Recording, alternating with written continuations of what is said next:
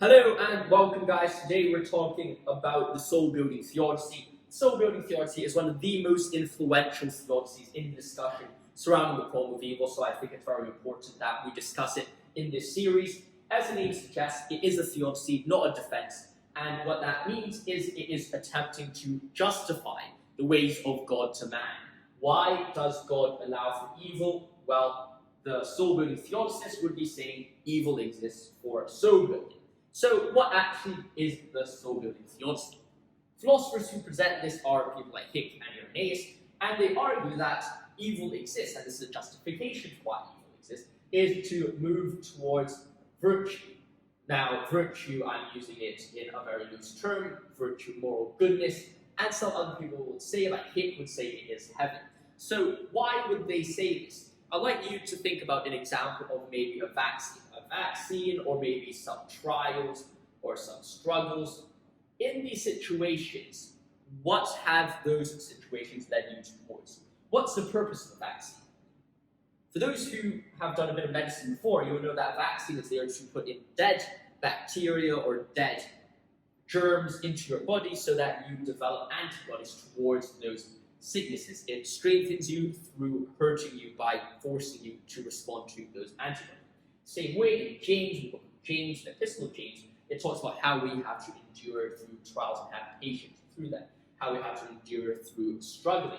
And by going through these situations, these trials and these struggles, what we are allowed to do is to get strengthened. The same way, the Soul-Building Theodicy would say that evil is the same as these things, in the sense that evil is there, God allows evil to develop ourselves, to develop oneself. It is to help us understand what it means to be good Christians in the world. Now, what actually are we developing towards? Because it could be very easy to say, well, evil makes us better people. What's the point of being better people?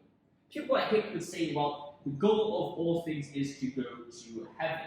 Heaven is the ultimate goal for the soul-building theodicy. All evil points us towards God instead of away from Him.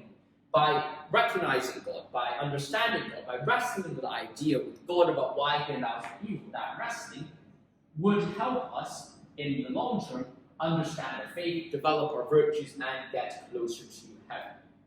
Now, this soul-building theodicy seems quite comprehensive, quite successful so far, but there are problems with it. Someone might respond by saying, well, alright, I get it. It does seem true that evil allows us to develop, it allows us to develop virtues. But we know in a Christian landscape, not everyone goes to heaven. In fact, we know that more people go to hell than go to heaven, and Jesus Himself was one of the biggest proponents of hell. He talks a lot about hell in the Bible, so we cannot deny the fact that people go to hell. Well, what about hell?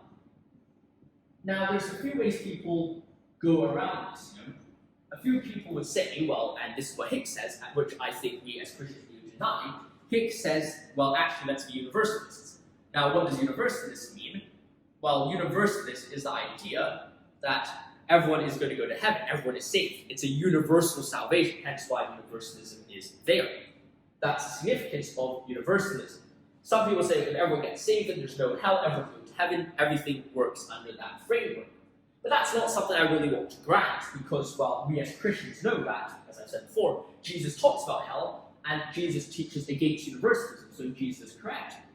Then Hick is wrong. This is correct. Universalism is wrong. That is undeniable. We cannot accept universalism if Jesus is correct.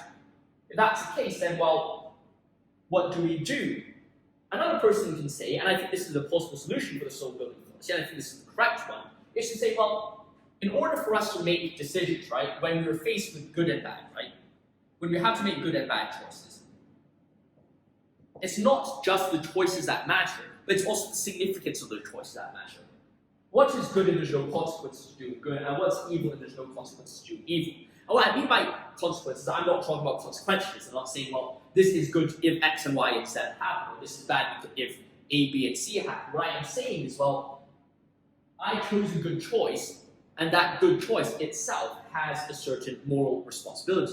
If you've been enjoying this video so far and have found it helpful, please like and subscribe and share it with your friends. If you want to support this channel financially and support our mission, then check out our Patreon in the link below, where you can support our channel there as well. Hope you enjoyed this video, and let's carry on. Now, if we get rid of hell, if we accept universalism, what we actually are saying is that duty or responsibility, what we're saying from universalism is duty is not related to a responsibility, or freedom is not related to responsibility. There is nothing out there which we're actually interacting to. It just is the case that when we do good or we do evil, we're just moving towards somewhere, but it doesn't really matter, there's no significance. But if we say, yes, actually hell does exist, let's say hell and heaven exist, right? Heaven exists. What we're saying is that actually, when we make evil choices, we are pushing ourselves towards hell, and we're making good choices, we're pushing us towards heaven. What we're saying is a very Christian message by saying we do have a responsibility. Some people, yes, will go to hell, but that's because they've chosen to do evil, and evil is a morally responsible thing. God has given us evil and good so that we move towards a good, but at the same time, in order to move towards a good, inbuilt responsibility is necessary. And people might have problems with it, but I do think that this is a very comprehensive view when we're thinking about good and evil having responsibility, because ultimately, if it is true that God is wanting us to develop, giving us trials so that we develop and persevere through them, well then surely the trials can only make sense if there actually is a dynamic of good and evil and actually a moral responsibility that we are being drawn towards. And as a result, this is the Soul-Building Theodicy.